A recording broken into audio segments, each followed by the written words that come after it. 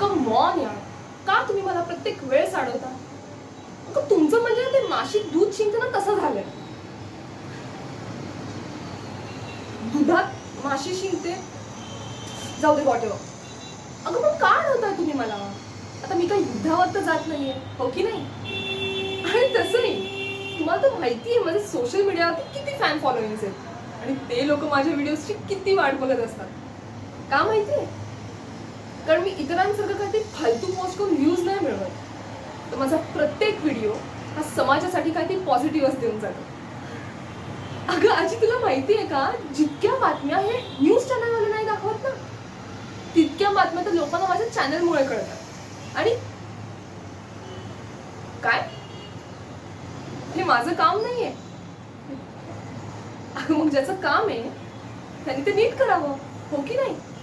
आणि तुला माहितीये का, आजकाल न्यूज चॅनलवाल्यांचं काम खऱ्या बातम्या दाखवणं नाही, तर त्या जे बातम्या दाखवतात त्या कशा खऱ्या आहेत हे लोकांना पटवून देण्यात आलंय.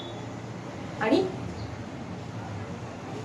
आणि त्याचे त्यांना वेगळे पैसे पण मिळतात. हो अगं, ओफो. अच्छा लिसन नेक्स्ट. अगं चिडतेस का?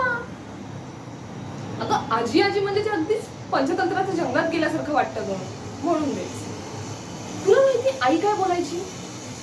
आई म्हणायची की प्रत्येक वेळेस समाजासाठी दुसऱ्यानेच का मरावं, खरं तरी ते आपण पण करावं. अगं म्हणजे मी काय अगदीच मरायला जात नाहीये ग, पण एक मिनिट, या कपड्यांमध्ये तुला काय प्रॉब्लेम आहे?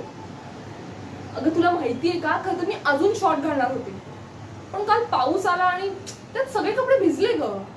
आणि आजी दोष माझ्यात नाही, तुमच्या नजरेत आहे.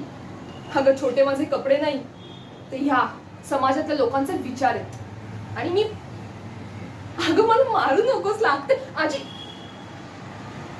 तू मला अशीच मारत राहिलीस ना तर मी तुझा व्हिडिओ टाकून युट्यूबला टाके ना, आणि मग सगळ्यांना समजेल की बघा ह्या बिचाऱ्या पोरीचं किती हाल करतायत. मग जेलमध्ये जाऊन चक्की पिसिंग पिसिंग पिसिंग. बाय.